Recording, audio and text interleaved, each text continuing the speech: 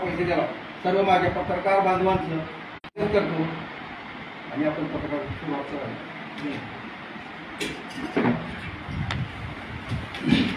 पुन्हा एकदा मी सर्व जमलेल्या पत्रकार बांधवांचं माझ्या वतीनं या ठिकाणी स्वागत करतो। आज शिवा संघटना आणि सेवा जनशक्ती पार्टी या दोन्हीच्याही वतीनं प्रमुख पदाधिकाऱ्यांची बैठक धाराशिव या ठिकाणी आयोजित केलेली असताना आपल्याशी पत्रकारांशीही संवाद साधावा या उद्देशानं आपल्याला आमंत्रित केलं। आपण सर्वजण आलात, त्यामुळे पुनश्च एकदा आपलं या ठिकाणी आभार व्यक्त करतो, स्वागत करतो। आपण सर्वजण जाणता धाराशिव जिल्ह्यामध्ये शिवा संघटना नवीन नाही। 28 जानेवारी 1996 ला शिवा संघटनेची स्थापना झाली आणि आज 29 वर्ष शिवा संघटनेला काम करताना आपण पाहिलेलं आहे। महाराष्ट्रामध्ये शिवा संघटनेच्या 3000 शाखा कार्यरत आहेत आणि महाराष्ट्राच्या बाहेर कर्नाटकचा काही भाग असेल, तेलंगणा, आंध्र प्रदेश, मध्य प्रदेश आणि गुजरात या राज्यामध्येही शिवा संघटना मोठ्या प्रमाणावरती काम करते आहे। सलग 28 वर्ष महाराष्ट्रातल्या वीरशैव लिंगायत समाजाच्या वेगवेगळ्या प्रश्नावर आंदोलन करून न्याय मिळवत असताना शिवा संघटनेच्या माध्यमातून महाराष्ट्रातल्या वीरशैव लिंगायत समाजाचे शेकडो विषय आम्ही निकाली काढले। अलीकडच्या काळातले महत्त्वाचे विषय जर आपल्याला लक्षात आणून द्यायचे असतील तर शिवा संघटनेकडून महाराष्ट्रातल्या वीरशैव लिंगायत समाजातील 24 जातींना आम्ही ओबीसी आणि एसबीसीचं आरक्षण मिळवून दिले। त्यामध्ये 3 जाती एसबीसी मध्ये आणि 21 जातींचा समावेश हा ओबीसी मध्ये।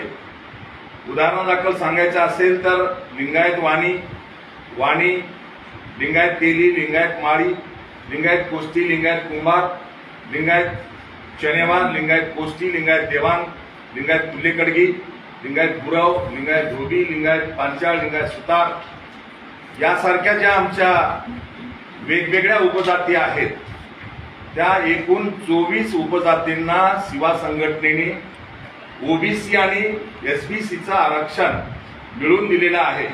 त्याचा लाभ महाराष्ट्रातील हजारो समाज बांधव या ठिकाणी घेत आहेत। त्याला जोडून नव्यानंच आता अलीकडे शिवा संघटनेच्या माध्यमातून आम्ही महाराष्ट्र सरकारकडून महात्मा बसवेश्वर आर्थिक विकास महामंडळ हे स्थापन करण्याची आमची मागणी मंजूर करून घेतली आणि 9 मार्च 2023च्या अर्थसंकल्पामध्ये महाराष्ट्र शासनाच्या वतीनं महात्मा बसवेश्वर आर्थिक विकास महामंडळ स्थापन करून 50 कोटी रुपयाची वार्षिक तरतूद ही शासनाकडून घोषित करण्यात आली।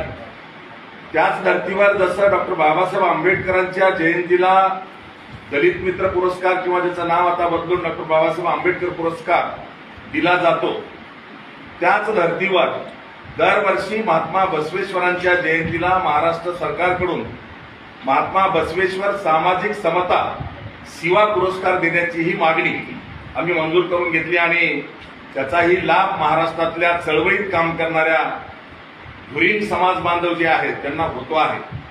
यासारखे आणखी अनेक विषय, उदाहरणार्थ वीरशैव लिंगायतांचं एक महत्वाचं केंद्र म्हणून बीड जिल्ह्यातल्या कपिलधारची ओळख आहे।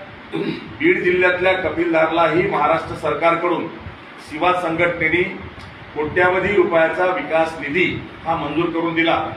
नुकताच मागच्या वर्षी 100 कोटी रुपयाचा कपिलधारचा विकास आराखडा हा सुद्धा महाराष्ट्र सरकारने मंजूर केलेला आहे आणि आमच्या समाजात खास करून राष्ट्रसंत डॉक्टर शिवलिंग शिवाचार्य महाराज अहमदपूरकर यांनी मोठं योगदान दिलं। ते शिवाक्य झाल्याच्या नंतर त्यांची समाधी असलेलं लातूर जिल्ह्यातल्या अहमदपूर या ठिकाणी जे भक्तिस्थळ आहे त्या भक्तिस्थळावर नुकतंच कालच्या 23 ते 25 फेब्रुवारीला मोठा लिंगस्थापनेचा कार्यक्रम झाला, ज्या कार्यक्रमाचा शुभारंभ हा केंद्रीय मंत्री आमदार नितीन गडकरी यांच्या हस्ते करण्यात आला आणि समारोप केंद्रीय अर्थ राज्यमंत्री डॉक्टर भागवत कराड यांच्या हस्ते करण्यात आला आणि त्याही भक्तिस्थळाच्या विकासाला 25 कोटीचा निधी हा शासनाच्या वतीनं आम्ही मंजूर करून दिलेला आहे। यासारखे अनेक विषय महाराष्ट्रभर सामाजिक पटलावर सरकारच्या दरबारात जाऊन न्याय मिळवून देत असताना आता आम्ही वीरशैव लिंगायत समाजातल्या ज्या जाती उपजाती आहेत त्याच्या पलीकडे जो बहुजन उपेक्षित वर्ग आहे, जो ओबीसी वर्ग आहे, त्यांनाही न्याय मिळवून देण्याच्या भूमिकेमध्ये आपण राजकीय भूमिका घेतली पाहिजे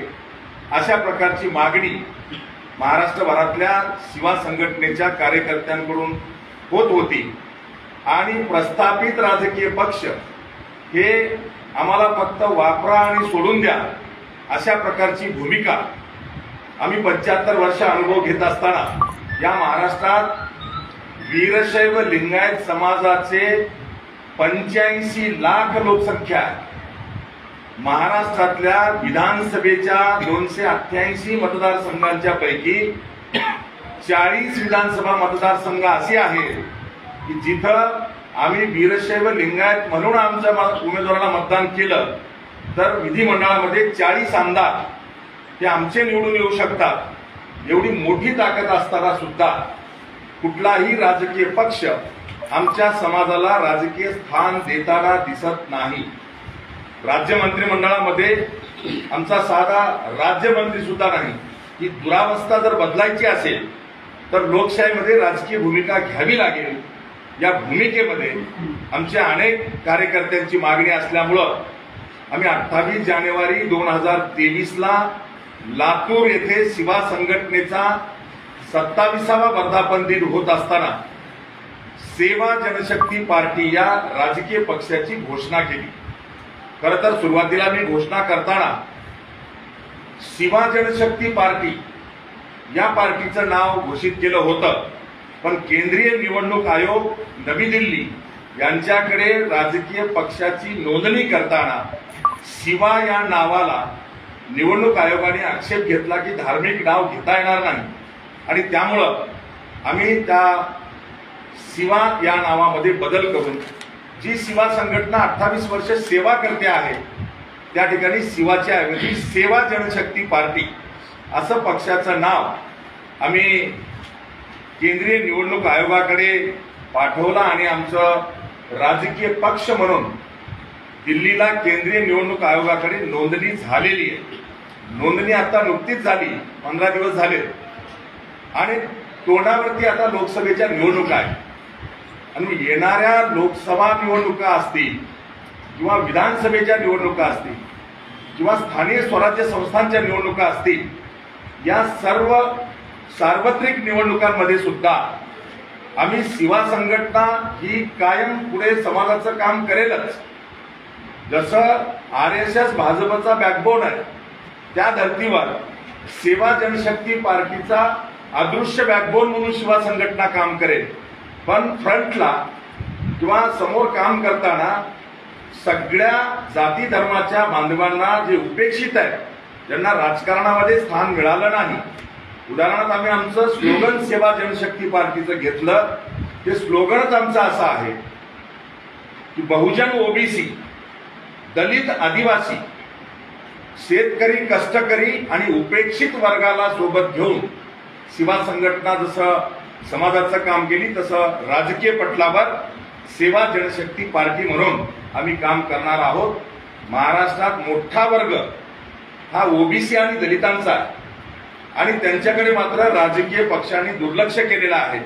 म्हणून असा जो उपेक्षित वर्ग आहे, ज्यांना कुठेही राजकीय प्रस्थापित राजकीय पक्षामध्ये स्थान दिलं जात नाही, अशा वर्गाला, उपेक्षित वर्गाला सोबत घेऊन सेवा जनशक्ती पार्टी येणाऱ्या निवडणुकांमध्ये आम्ही उतरणार आहोत। लोकसभेच्या निवडणुका फारच तोंडावर आहेत, त्यामुळं लोकसभेत आम्ही काय कामगिरी करू शकू याचा आढावा आम्ही घेतो आहोत। जिथं शक्य असेल तिथं आम्ही उमेदवार देण्याचा प्रयत्न करू किंवा माझी काही प्रमुख राजकीय पक्षांसोबत चर्चाही चालू आहे. जे प्रस्थापित राजकीय पक्ष आहेत त्यांनी जर योग्य राजकीय वाटा दिला तर युती किंवा आघाडीमध्ये सामील होऊन ज्या जागा मिळतील त्या जागांवरती आमचे उमेदवार उभा टाकतील. किंवा कोणत्याही प्रस्थापित राजकीय पक्षांनी जर आमचं मूल्यमापन केलं नाही, आमचं अस्तित्व स्वीकारलं नाही, तर नक्की येणाऱ्या लोकसभा निवडणुकीमध्ये सुद्धा आम्ही आमची ताकद दाखवून देऊ. आणि विधानसभेला तर नक्कीच आम्ही काही छोट्या पक्षाला सोबत घेऊन मैदानामध्ये आम्ही विधानसभेच्या निवडणुका लढवण्यासाठी उतरणार आहोत. किमान 50 जागा विधानसभेला आम्ही महाराष्ट्रामध्ये आणि येणाऱ्या विधानसभेच्या कर्नाटकातल्या निवडणुकांमध्ये सुद्धा आम्ही मोठी कामगिरी करण्याच्या प्रयत्नामध्ये आहोत. या माध्यमातून धाराशिव जिल्हा हा सुद्धा वीरशैव लिंगायत समाजाचं प्राबल्य असलेला जिल्हा आहे, पण इथेही आम्हाला शून्य स्थान आहे. राजकीय पटलावर आम्हाला फक्त कोण्या सोम्या गोम्याचा कार्यकर्ता म्हणून वापरले आणि सोडून दिले, कोणाचा जय म्हणणे, कोणाचा झेंडा घेणे, याच्या पलीकडे आम्हाला स्थान मिळालं नाही. आणि म्हणून याही धाराशिव मतदारसंघामध्ये लोकसभेच्या मतदारसंघात काय आपल्याला भूमिका वटवता येईल यावर चर्चा करण्यासाठी आजची बैठक आहे. या बैठकीतून आम्ही सोलापूरचे पदाधिकारी मी प्रमुख बोलवलेले आहेत. सोलापूर असेल, धाराशिव असेल, लातूर असेल, नांदेड असेल, परभणी, हिंगोली, वाशिम या पट्ट्यातल्या खास करून जिथं आमचं प्राबल्य आहे किंवा तिकडे पलीकडे पश्चिम महाराष्ट्रात सांगली, इचलकरंजी, कोल्हापूर या लोकसभांच्या निवडणुकांमध्ये आम्ही नक्की आमच्या ताकदीचा अंदाज प्रस्थापित राजकीय पक्षांना आणून देणार आहोत. त्याचा आढावा घेण्यासाठी जिल्हा बैठका माझ्या चालू आहेत. या माध्यमातून आपल्या लोकशाहीचा चौथा स्तंभ असलेल्या प्रसिद्धी माध्यमांच्या माध्यमातून आम्ही या जिल्ह्यातल्या या लोकसभा मतदारसंघातल्या सर्व मतदार बांधवांना आता फक्त वीरशैव लिंगायत किंवा शिवा संघटनाच नाही तर जे ओबीसी आहेत, जे बहुजन आहेत, जे दलित आदिवासी आहेत, जे उपेक्षित आहेत, जे शेतकरी कष्टकरी आहेत, या सगळ्यांनाच माझं आपल्या माध्यमातून नम्र आव्हान आहे की आपण योग्य भूमिका वठवली पाहिजे. दुर्दैवाने प्रस्थापित राजकीय पक्षाची अवस्था ही लोकशाहीला अत्यंत घातक आणि मारक आम्हाला बघायला मिळते आहे. कोण कुठल्या पक्षात सकाळी आहे, कोण दुपारी आहे, कोण संध्याकाळी आहे कळायला तयार नाही. किंवा जो नेता ज्याचा कार्यकर्ता म्हणून काम करणारा वर्ग आहे त्याचा नेता रात्रीतून कुठल्या पक्षात गेला हे सुद्धा कळायला तयार नाही. एवढं राजकारण गढूळ झालंय. आणि अशा प्रकारचं लोकशाहीला मारक असलेलं संविधान शिल्लक राहतंय की नाही का हुकुमशाही येते भारतामध्ये, अशी अवस्था आज आपल्याकडे पाहायला मिळते आहे. जे बडे बडे लोक आहेत, जे मोठ्या मोठ्या पदावर एका पक्षात राहिले असलेही लोक ईडी, सीबीआय किंवा ज्या संस्था आहेत केंद्र सरकारच्या अखत्यारीमध्ये त्या स्वायत्त संस्था सुद्धा केंद्र सरकारच्या नौकर म्हणून काम करताना आम्ही पाहतो आहोत. आणि दहशत आणि भीती ही सामान्य लोकांवर सुद्धा मोठ्या प्रमाणावर निर्माण होते आहे. अलीकडच्या काळात तर 400 पारचा नारा देताना कोणी कुठेही मतदान केलं तरी आम्ही 400 पार करणार आहोत हा आत्मविश्वास कशाच्या बळावर येतो आहे हे शोधण्याची आवश्यकता आहे. आणि इलेक्ट्रॉनिक वोटिंग मशीनमध्ये जे काही फ्रॉड चालू आहे, जी चर्चा चालू आहे त्याची सत्यता पडताळली पाहिजे. नसेल तर एक ना एक दिवस जर हुकुमशाहीकडे वाटचाल झाली तर भारताचा श्रीलंकेचं वातावरण तयार व्हायला वेळ लागणार नाही. त्याला थांबवायचं असेल तर आपण भारतीय नागरिक म्हणून आपली ही जबाबदारी आहे. त्यामध्ये राजकीय समुद्र पूर्णपणे गढूळ झालेला आहे हे लक्षात असताना सुद्धा सत्याच्या मार्गाने, निष्ठेच्या मार्गाने, तत्वाच्या मार्गाने, विकासाच्या मार्गाने आणि सगळ्यांना सोबत घेऊन विकासाचं राजकारण करण्याची भूमिका कोणीतरी वटवली पाहिजे. या उद्देशानं सेवा जनशक्ती पार्टी सगळ्या बहुजन वर्गाला, दीनदलिताला, उपेक्षिताला सोबत घेऊन आम्ही लोकशाहीमध्ये येणाऱ्या सार्वत्रिक लोकसभेच्या निवडणुकीमध्ये नक्की आमचं योगदान आम्ही देणार आहोत. आणि विधानसभेच्या निवडणुकीला मात्र महाराष्ट्रात सेवा जनशक्ती पार्टी हे मोठं काम करून दाखवल्याशिवाय राहणार नाही असा विश्वास व्यक्त करतो. आणि आपणही लोकशाहीचा चौथा स्तंभ म्हणून नव्यानं स्थापन झालेल्या या सेवा जनशक्ती पार्टीला आपण जसं शिवा संघटनेला मागे साथ दिली तशी भविष्यात द्याल अशी आपल्याकडनं अपेक्षा व्यक्त करतो. पुन्हा एकदा आपले आभार व्यक्त करतो आणि आपल्याला काही प्रश्न विचारायचे असतील तर आपल्याला आमंत्रित करतो. धन्यवाद. जय श्री.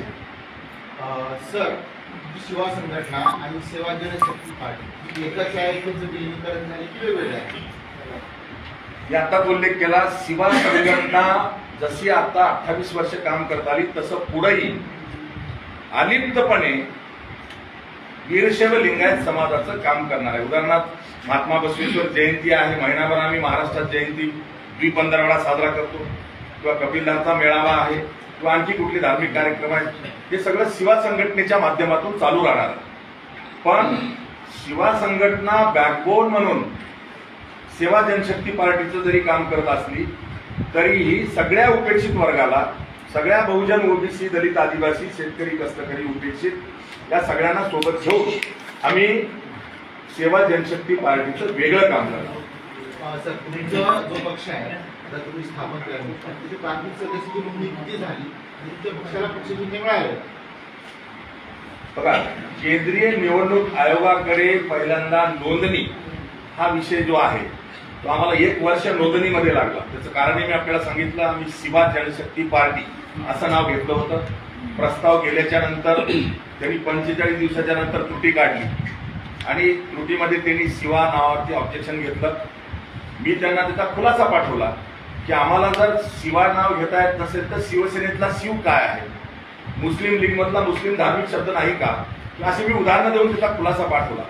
पण त्यांनी नंतर मला 2015चं सुप्रीम कोर्टाचं जजमेंट जोडून पुन्हा पाठवलं की 15च्या अगोदर स्थापन झालेले पक्ष जे आहेत त्यांना आम्ही रिट्रॉस्पेक्टिव्ह इफेक्ट सुप्रीम कोर्टाच्या निर्णयाचा देऊ शकत नाही, म्हणून ते आहेत. कारण 2015च्या नंतर कुठलेही रिलिजियस नाव, धार्मिक नाव किंवा भारतीय, जसं भारतीय जनता पार्टी आहे, भारतीय शब्द आता नवीन कुठल्याही राजकीय पक्षाला घेता येत नाही, हे सुप्रीम कोर्टानं बॅन केल्याची ऑर्डर मला त्यांनी जोडून पाठवलं. त्याच्यानंतर माझा प्रयत्न होता की शिवा जनशक्ती पार्टीचं नाव घ्यायचे. मी पुन्हा खुलासा पाठवला. शिवा नाव हे महादेवाचं म्हणून आम्ही घेतलेलं नाही, तर शिवा नाव आम्ही महाराष्ट्रात आहोत, छत्रपती शिवाजी महाराजांचं शॉर्ट फॉर्म आहे आणि म्हणून ते नाव आम्हाला द्या. यासाठी जवळपास 7-8 महिने गेले माझे. शेवटी त्यांनी नकार दिल्यानंतर 3 पर्यायी नावं मागितले होते. मला SJP हे नाव कायम ठेवायचं होतं आणि शिवा संघटना म्हणून सेवाच केलेली आहे, म्हणून त्या शिवाला सेवा जनशक्ती पार्टी हे पहिलं प्रिफरन्स आम्ही दिलं होतं. दुसरं प्रिफरन्स दिलं होतं स्वराज्य जनशक्ती पार्टी आणि तिसरं प्रिफरन्स दिलं होतं किसान जनशक्ती पार्टी. पण आमचं पहिलं प्रिफरन्सचं नाव केंद्रीय निवडणूक आयोगाने मान्य केलं. त्यामुळे आता सेवा जनशक्ती पार्टी हे नाव नोंदणीकृत आहे, रजिस्टर्ड पॉलिटिकल पार्टी म्हणून आमचं नाव आता केंद्राच्या किंवा दिल्लीच्या निवडणूक आयोगाने मान्य केलेलं आहे आणि SJP शॉर्ट फॉर्म हा आमचा कायम आहे. सर, आपण आता सांगितलं की आमची लढाई जी आहे ती प्रस्थापित पक्षाच्या विरोधात आहे. वारंवार आपण सांगितलं की कोण आहेत राजकीय पक्ष ते प्रस्थापित आपण म्हणतोय वारंवार? जे राष्ट्रीय पक्ष आहेत कोण आहेत? भारतीय जनता पार्टी असेल, इंदिरा काँग्रेस असेल, शिवसेना असेल किंवा राष्ट्रवादी काँग्रेस असेल, तर शिवसेना 2, राष्ट्रवादी काँग्रेस 2, हे जे राजकीय पक्ष आहेत या सगळ्याच पक्षांनी आम्हाला वापरून फेकून दिले. मी उल्लेख केला 40 मतदारसंघ आमची अशी आहेत जिथं आम्ही आमचं मत आम्हाला असं जरी सूत्र वापरलं तरी आमचे 40 आमदार निवडून यायला पाहिजे, पण मात्र आम्हाला फक्त वापरा फेकून द्या हे सूत्र वापरल्या गेलं आणि आम्हाला स्थान दिलं नाही. म्हणून विधिमंडळात आमचे आमदारही नाही आणि राज्य मंत्रिमंडळात राज्यमंत्री नाही.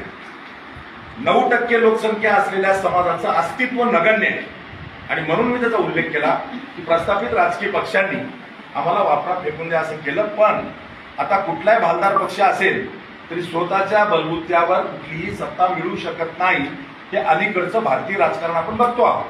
त्यामुळं येणाऱ्या काळामध्ये सुद्धा युती आघाडी जर त्यांनी आम्हाला योग्य राजकीय वाटा देऊन कोणी सामावून घ्यायचा प्रयत्न केला तर नक्की त्यांच्यासोबत युती किंवा आघाडी करून मिळालेल्या जागा लढू आणि नाही जर दिलं तर उदाहरणार्थ महादेव जानकर, बच्चूभाऊ कडू किंवा छत्रपती संभाजीराजे, मी आमच्या बैठका झाल्या तर छत्रपती संभाजीराजे थोडंसं बॅक फुटलं आहे पण महादेव जानकर, मी आणि प्रहार जनशक्ती पार्टीचे बच्चूभाऊ कडू आमच्या तिघांचं ठरलंय, जर कदाचित आम्हाला स्थान दिलं नाही प्रस्थापित पक्षाने तर आम्ही तिघं एकत्र येऊन आम्ही आमची नक्की ताकद दाखवायचा प्रयत्न करणार आहोत. उदाहरण म्हणून मी सांगेन, विचारलं म्हणून 2019च्या सार्वत्रिक लोकसभा निवडणुकीला आम्हाला राजकीय भूमिका सेवा संघटना म्हणून राज्य पातळीवर घेण्याचं आमचं ठरलं आणि त्याच्यामध्ये भारतीय जनता पार्टीचे तेव्हाचे मुख्यमंत्री देवेंद्र फडणवीस आणि तेव्हाचे भारतीय जनता पार्टीचे राज्याचे अध्यक्ष रावसाहेब पाटील दानवे यांच्यासोबत बैठक होऊन आम्हाला विधानसभेच्या 5 जागावर उमेदवार, 1 विधान परिषदेची जागा आणि 10 मंडळाचे सदस्य देण्याचं मान्य करून युतीचा घटक पक्ष म्हणून शिवा संघटनेचा समावेश घोषित केला होता. 10 एप्रिल 2019ला मुंबईच्या मंत्रालयासमोर असलेल्या यशवंतराव चव्हाण सभागृहात भारतीय जनता पार्टीचे केंद्रीय मंत्री पियुष गोयल आणि राज्याचे तेव्हाचे शिक्षण मंत्री विनोद तावडे आणि मुंबईचे अतुल शहा यांच्या उपस्थितीत माझे शिवा संघटनेचे 50 पदाधिकारी अशी एकत्र पत्रकार परिषद होऊन शिवा संघटना ही शिवसेना भाजपा महायुतीचा घटक पक्ष अशी घोषणा झाली. आमचा वापर करून घेतला लोकसभेला, पण विधानसभेला मात्र शब्द पाळला गेला नाही. MLC द्यायचा विषय तर सुटलाच, पण ज्या आम्हाला 5 जागा द्यायच्या होत्या, जिथं जी जागा शिवसेनेची असेल आमचा उमेदवार तिथे गेला असेल तर धनुष्यबाणावर लढेल, पण उमेदवार आमचा असेल. जी जागा भाजपची असेल उमेदवार आमचा असेल तो कमळावर लढेल, कारण आमची संघटना होती, चिन्ह नव्हतं, असं ठरलं होतं. पण आम्हाला शेवटच्या क्षणाला वर्षा बंगल्यावर देवेंद्र फडणवीस आणि वरिष्ठ लोकांच्या समोर माझी शेवटची जेव्हा बैठक झाली तेव्हा सांगण्यात आलं की इन्कमिंग फार वाढले आणि इन्कमिंग वाढल्यामुळे आपण समजून घ्या पुढची सत्ता आपलीच आहे. आता आम्ही तुम्हाला 5 म्हणालो होतो, पण 5 देऊ शकत नाही, पुन्हा सत्ता आल्यावर सामान घेऊ. तेही मी मान्य केलं. त्यांना मी पुढे जाऊन सांगितलं की 3 जागा देतो म्हणताना आम्हाला 2 द्या, पण आज जाहीर करा. नांदेड जिल्ह्यातली लोहा विधानसभा आणि परभणी जिल्ह्यातली गंगाखेड विधानसभा या 2 जागा आमच्या जाहीर करा. त्यांनी होकार दिला आणि 2 दिवसात तुम्हाला त्याची घोषणा करू असं सांगितलं. पण उमेदवारी अर्ज भरायच्या शेवटच्या दिवसापर्यंत नंतर ना देवेंद्र फडणवीसने आम्हाला भेट दिली, ना उमेदवारी जाहीर केली, ना रावसाहेब दानवेने केली, ना आणखी कोणी केली. आणि म्हणून जसा मला धोका दिला तसा महादेव जानकरलाही धोका दिला, तसाच रामदास आठवलेंना सुद्धा धोकाच दिला. त्यांनी मानला नसेल तो भाग वेगळा. एकही उमेदवार रामदास आठवलेचा नव्हता. उदाहरण सांगेल मी, नांदेड जिल्ह्यातली नायगाव विधानसभा हे रामदास आठवलेंच्या RPIला सोडण्यात आली आणि उमेदवार राजेश पवार दिला, कमळ चिन्ह दिलं. महादेव जानकरला सुद्धा ज्या जागा सोडल्या होत्या, 8 जागा सोडायचं ठरलं होतं, एकाही ठिकाणी महादेव जानकरला उमेदवार दिला नाही. शेवटी त्यांनाही सांगितलं की 2 जागावर हे करा. तुम्हाला माहिती आहे, राहुल कुल महादेव जानकरचे आमदार होते रासपचे, ती आणि जिंतूरची जागा, या 2 जागा तुम्ही लढा असं शेवटच्या 1 दिवस अगोदर सांगितलं. राहुल कुलचाही फॉर्म कमळाचा AB फॉर्म देऊन भरला गेला आणि जिंतूरच्या मेघना बोर्डीकर यांचा उमेदवारी अर्ज भरायला रासपचे महासचिव जे आहेत बाळासाहेब दोडतळे आंबेजोगाईचे, ते AB फॉर्म घेऊन गेले. तर त्याच्या अगोदरच मेघना बोर्डीकरांचा भारतीय जनता पार्टीचा AB फॉर्म देऊन फॉर्म भरला होता आणि मग 24 घंटे शिल्लक राहिले. सगळीकडे धोका दिला हे लक्षात आलं, मलाही धोका दिला हे लक्षात आलं. गंगाखेड आणि लोहा मी उमेदवारी अर्ज भरायच्या 1 दिवस अगोदर निर्णय केला की मला स्वतःला भरायचा होता लोहा, म्हणून मी आयत्या वेळी आता काही होऊ शकणार नाही म्हणून मी महादेव जानकर आम्ही बोलणं केलं आणि आम्ही ठरवलं की 288 पैकी 287 जागावर आपण शिवसेना भाजपला पाठिंबा देऊ. कारण आता 1 दिवस अगोदर दुसरा कोणाला पाठिंबा दिला तर गैरसमज पसरू शकतात आणि आपण तिथं बदल करायचा नाही. पण आपले अवकाश दाखवण्यासाठी एक मतदारसंघ रासप आणि शिवा संघटना युती म्हणून वेगळा लढू अशी भूमिका आम्ही 2019च्या विधानसभेला घेतली. महादेव जानकर तयार होत नव्हते. त्यांचं म्हणणं होतं की आपला गंगाखेडचा उमेदवार डॉक्टर रत्नाकर गुट्टे हे 2014च्या विधानसभेच्या निवडणुकीमध्ये स्वतः बाहेर होते, शिवसेना भाजपा महायुतीचे उमेदवार होते, तरी ते निवडणूक पडले. आणि आता 2019ला तर आमचे डॉक्टर रत्नाकर गुट्टे हे कारखान्याच्या प्रकरणात जेलमध्ये असलेला उमेदवार आणि शिवसेना भाजपा महायुतीचा विशाल कदम नावाचा वेगळा उमेदवार शिवसेनेने दिला आहे. अशा परिस्थितीत फक्त रासप शिवा संघटना म्हणून आपण निवडणूक जिंकू शकणार नाही, त्यामुळं लढवू नये अशा मानसिकतेचे महादेव जानकर होते. पण मी त्यांना सांगितलं की धनगर आणि लिंगायत हे दोन समाज जरी आपण एक करून आपली अवकात दाखवली तर पुन्हा धाडस करणार नाही कोणी आपल्याला फसवण्याचं किंवा धोका देण्याचं. अशी भूमिका घेतल्यानंतर ते तयार झाले. 1 डे बिफोर रात्री जेलमध्ये जाऊन आम्ही त्यांच्या सह्या आणल्या आणि शेवटच्या दिवशी 2:30 वाजता, उमेदवारी भरायला वेळ 3चा होता, 2:30 वाजता रासपचा एबी फॉर्म लावून रासप शिवा संघटना युती म्हणून आम्ही डॉक्टर रत्नाकर गुट्टेचा उमेदवारी अर्ज भरला आणि आम्ही दोघंच लढलो. तर गंगाखेडला जेलमध्ये असलेले डॉक्टर रत्नाकर गुट्टे शिवसेना भाजपा महायुतीचा उमेदवार वेगळा असताना सुद्धा आमच्या दोघांच्या ताकदीवर 16,000 मताच्या फरकाने निवडून आले. कदाचित आम्ही हा प्रयोग केला नसता तर 5 वर्ष आम्हाला आमची अंडर एस्टिमेट केलं गेलं असतं. आता किमान आमची अवकात काय आहे, आम्ही जर लिंगायत आणि धनगर एकत्र आलो तर हे होऊ शकतंय.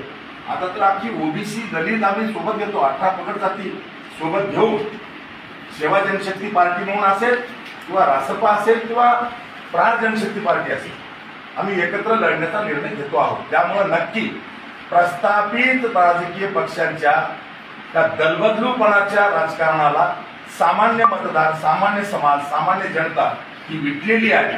कुठलाही प्रस्थापित राजकीय पक्ष आज सामान्यांची, उपेक्षितांची, शेतकऱ्यांची बाजू मांडायला तयार नाही. त्यांचेच गोडवे गाणं चालू आहे, हा नेता त्या पक्षात गेला, तो नेता हा पक्षात आला. कोणता नेता कोणा पक्षात गेल्यानं आमच्या शेतकऱ्याची चूल पेटत नाही. आमच्या शेतकऱ्याच्या शेतीमालाची अवस्था, भाव काय, आज 4200 रुपये सोयाबीनला भाव आहे.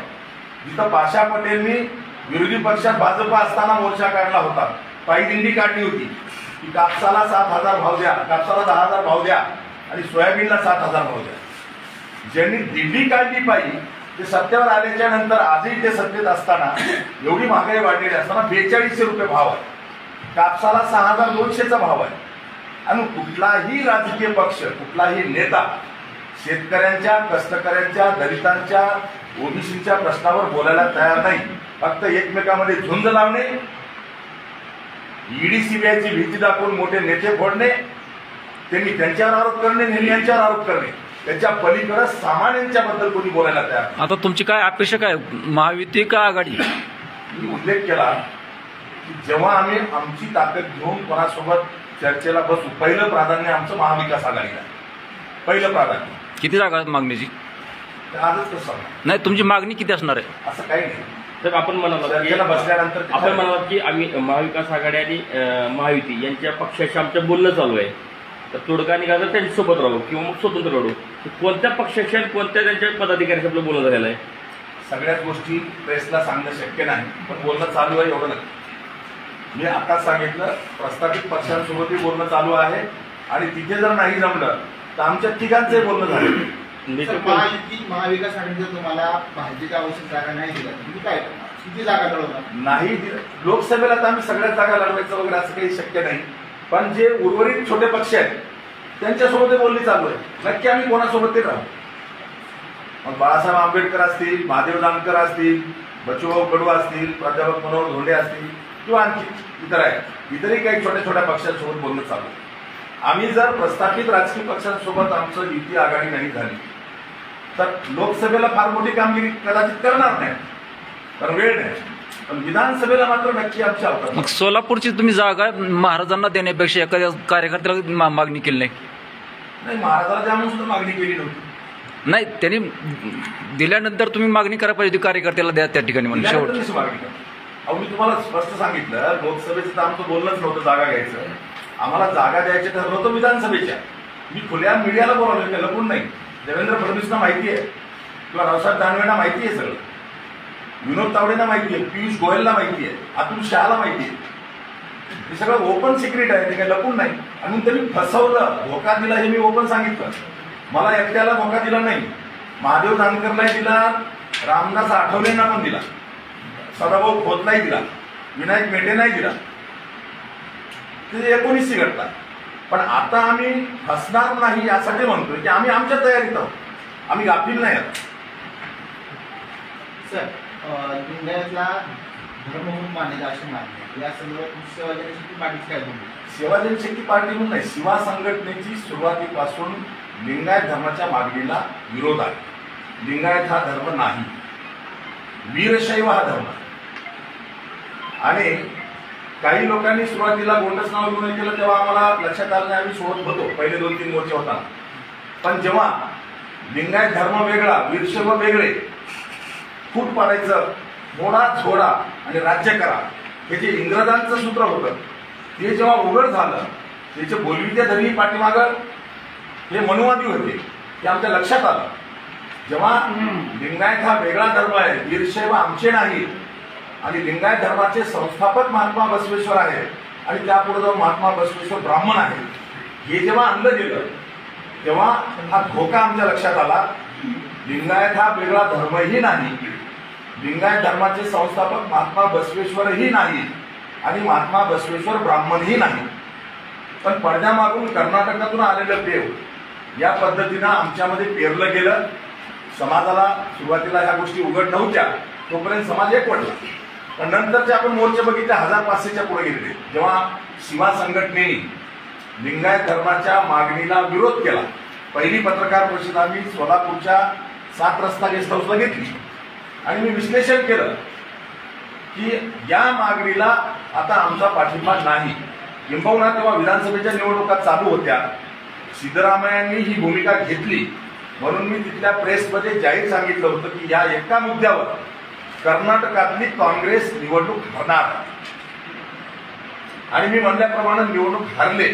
त्याच्यानंतर DK शिवशंकर त्यांचे जे वरिष्ठ मंत्री होते त्यांनी प्रेस घेऊन माफी मागितली की आमची चूक झाली, लिंगायत धर्माची मागणी आम्ही त्याला पाठिंबा दिल्यामुळं आमच्यापासून मतदार वर्ग विरोधात गेला आणि आम्ही हरलो, हे मान्य करून त्यांनी माफी मागितली. आणि त्याच्यानंतर 3 ठिकाणी पोटनिवडणूक झाली, तर 3ही ठिकाणी काँग्रेस जिंकला. पण लिंगायत धर्म हा धर्म नाही.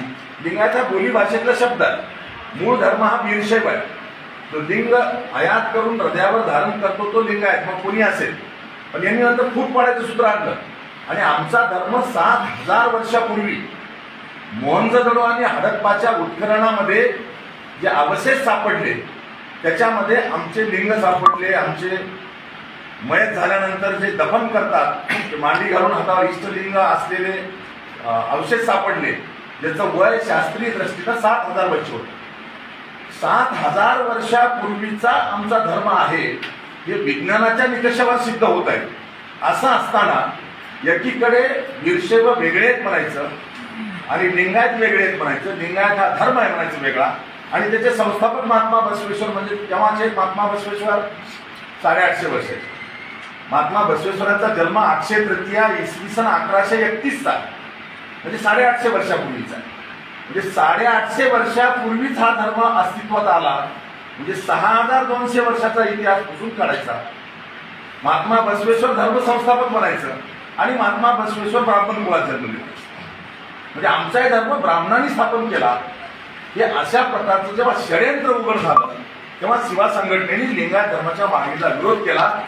शिवा संघटनेने विरोध केल्यापासून लिंगायत धर्माची मागणी ही आता गुलदस्त्यात आहे. कोणाची हिंमत नाही आता मोर्चा काढतो म्हणायची. काढण्याचा प्रयत्न केला. सोलापूरचा मोर्चा 500 लोक नव्हते, संभाजीनगरला मोर्चा काढला 200 लोक नव्हते, आझाद मैदानावर गेले 100 लोक नव्हते. यामुळं समाजाला कळलं नाही आणि शिवा संघटना सोबत होती तोपर्यंत पब्लिक दिसली. पण हे जेव्हा षडयंत्र मनुवाद्यांचं उघड झालं हे जेव्हा माझ्या लक्षात आलं तेव्हा मी सोलापूरला पहिली प्रेस घेऊन त्या मागणीला विरोध केला आणि त्याच्यानंतर मोर्चा कुठेही निघाला नाही. आताही कोणीही भालदार असेल तरी ही लिंगायत धर्माच्या मागणीवर 1000 लोक त्यांनी जमून दाखवा. तर तुम्ही प्राथमिक सदस्य किती आणि पक्ष चिन्ह अजून नाही बघा, रजिस्ट्रेशन आता मागच्या 15 दिवसापूर्वी आहे. तर एकदम सगळं तुम्ही चिन्ह विचारलं मला, पण निवडणूक आयोगाच्या सिस्टीम मध्ये अगोदर रजिस्टर्ड अनरिकॉग्नाइज्ड पार्टी या नावाचं रजिस्ट्रेशन होतं. त्याच्यानंतर आपण जेव्हा निवडणुकीला उमेदवार देतो तेव्हा राष्ट्रीय पक्ष, राज्य पातळीवरचा पक्ष आणि मग रजिस्टर्ड अनरिकॉग्नाइज्ड पार्टी आणि मग अपक्ष चिन्ह देतात. ज्यांना चिन्ह मिळाले ते राज्य पार्टी आणि राष्ट्रीय पार्टी आहे. अनरिकॉग्नाइज्ड किंवा रिकॉग्नाइज्ड रजिस्टर्ड पार्टीला चिन्ह आज देता येत नाही. पण जेव्हा उमेदवारी भरली जाते तेव्हा राष्ट्रीय पक्ष आणि राज्य पक्ष यांचे चिन्ह संपल्यानंतर पहिलं प्राधान्य कुठलं चिन्ह निवडायचं हे रजिस्टर्ड पार्टीला असते आणि ते चिन्ह घेऊन आम्ही निवडणूक लढली. 6% मतं आमच्या पार्टीनं घेतल्यानंतर चिन्ह काय. तर तुम्ही मला शेवटचा प्रश्न, तुम्ही बोलता असतो की ईव्हीएम विषयी काही शंका होत असतील त्या संदर्भात ईव्हीएम फ्रॉड असेल. बघा, देशभरामध्ये आपण पाहतो आहोत सुप्रीम कोर्टाचे वकील सुद्धा दिल्लीत मोर्चा काढतात. देशाच्या सीमेवर लढणारे सैनिक यांचंही म्हणणं आहे की ईव्हीएम मध्ये फ्रॉड आहे, बॅलेटवरचं मतदान घ्या. किंवा मामशेदचे मेसराम यांचंही म्हणणं आहे किंवा माझंही म्हणणं तेच आहे. पण मोठ्या राजकीय पक्षांनी ही भूमिका घेतली पाहिजे. ईव्हीएम मशीन मध्ये फ्रॉड आहे म्हणून ज्या देशांनी ईव्हीएम मशीन तयार केली त्या जपानमध्ये बॅलेटवर मतदान, अमेरिकेसारखा सुधारित देश म्हणतो आपण तिथे मतपत्रिकेवरचं मतदान. मग असं काय आहे की भारतामध्ये एवढी गोडी की तुम्हाला ईव्हीएमचंच मतदान पाहिजे. तुम्ही 400 पार होणार ना, हिंमत असेल तर बॅलेटवरचं मतदान घ्या आणि 400 पार होऊन जा, मग कळेल फ्रॉड आहे की. साहेब, काँग्रेसचे माजी मंत्री बसवराज पाटील हे भाजपमध्ये गेले, समाजात त्यांच्यासोबत जातील का? बघा, मी कोणा व्यक्तीबद्दल बोलणार नाही. बसवराज महाराष्ट्र जिल्ह्यातला विषय आहे. प्रश्न बरोबर आहे. बसवराज पाटील मुरुमकर हे नक्की जन्मलेत वीरशैव लिंगायत समाजामध्ये. पण माझा तुम्हाला दुसरा प्रश्न आहे, वीरशैव लिंगायत म्हणून त्यांनी समाजासाठी एक काम केलं असेल तर त्यांनी मला दाखवू द्या, समाज त्यांच्या पाठीमागे जाण्यासाठी. आणि कोण राजकीय पक्षातला कार्यकर्ता हा त्या पक्षाशी बांधील असतो. त्यांनी पक्षाशी काँग्रेसची निष्ठा ठेवली, आज ते भाजपमध्ये गेले. भाजप आणि काँग्रेस असं मूल्यमापन होऊ शकेल. पण बसवराज पाटील मुरुमकर तिकडे गेले म्हणून लिंगायत समाज गेला किंवा डॉक्टर अजित गोपछडेला खासदार केलं म्हणून लिंगायत समाज तिकडे गेला असं होत नाही. त्याच्यासाठी त्याचं योगदान लागतं. मी सांगितलं, शिवा संघटनेने जिथं मराठा समाज गावापासून मुंबईपर्यंत सत्तेत आहे तरीही त्यांच्याकडे 2001चा GR आहे. मराठा कुणबी आणि कुणबी मराठा हे ओबीसी मध्ये आहेत असं असताना सुद्धा फक्त कुणबी शब्द वगळून मराठा एक शब्द ओबीसी मध्ये येऊ शकला नाही. ही वास्तव परिस्थिती आहे.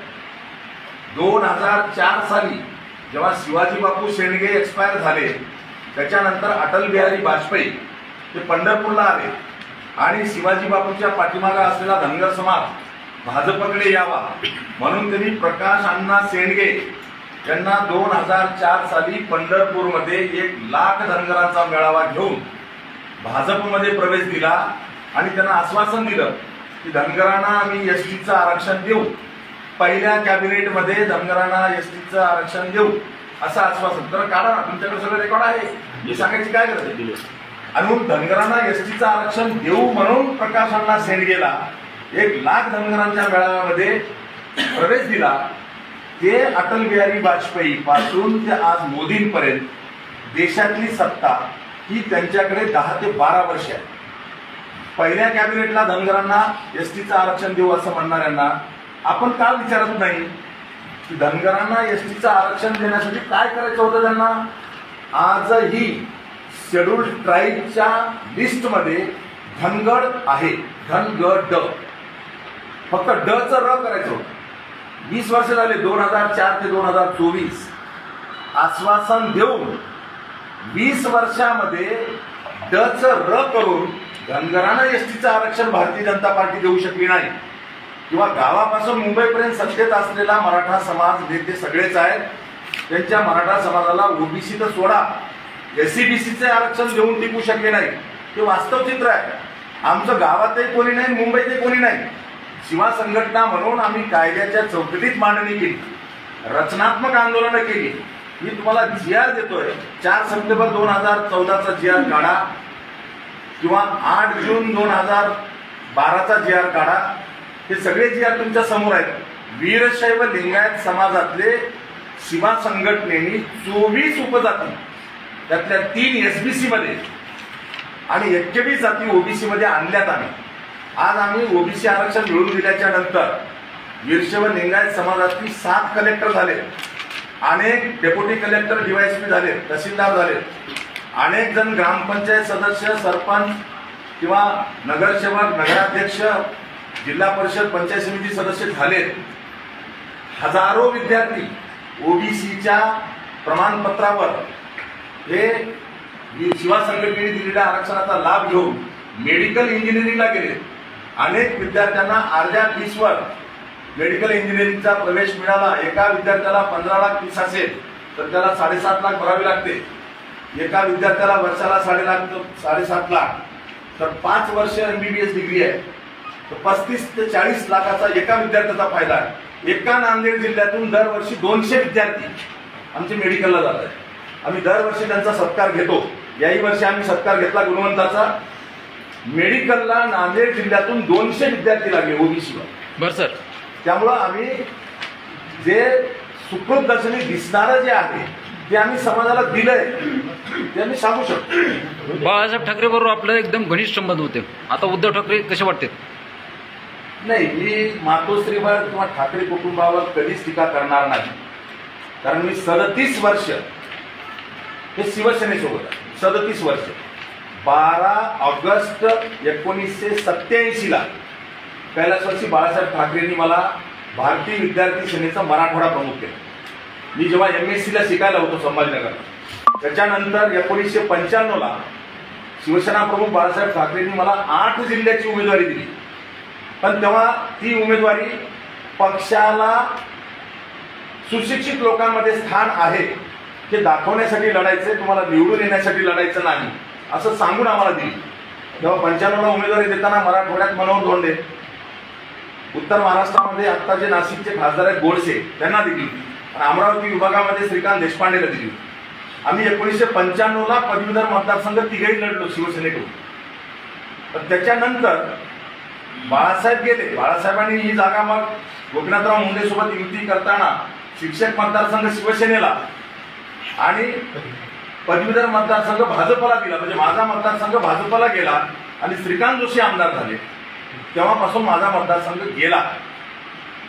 त्याच्यानंतर आता शिवसेना, मी निष्ठावान आहे, मी शिवसेना सोडली नाही, पण शिवसेनेने मनोहर धोंडेला सोडला असेल तर मी काही दुबळा नाही, मी कुठेही वाकत नाही, झुकत नाही. मी स्वाभिमानी कार्यकर्ता आहे. मातोश्री असेल, ठाकरे कुटुंब असेल, शिवसेना असेल, आणखी कुठला पक्ष असेल, मी माझ्या धर्माचे तत्व, माझा समाज, बहुजन समाज आणि मनोहर धोंडे मी कधीच कुठं वाकू दिला नाही, झुकू दिला. आणि म्हणून मी नवीन पक्ष काढलाय, त्या पक्षातून आम्ही पुढे जातो.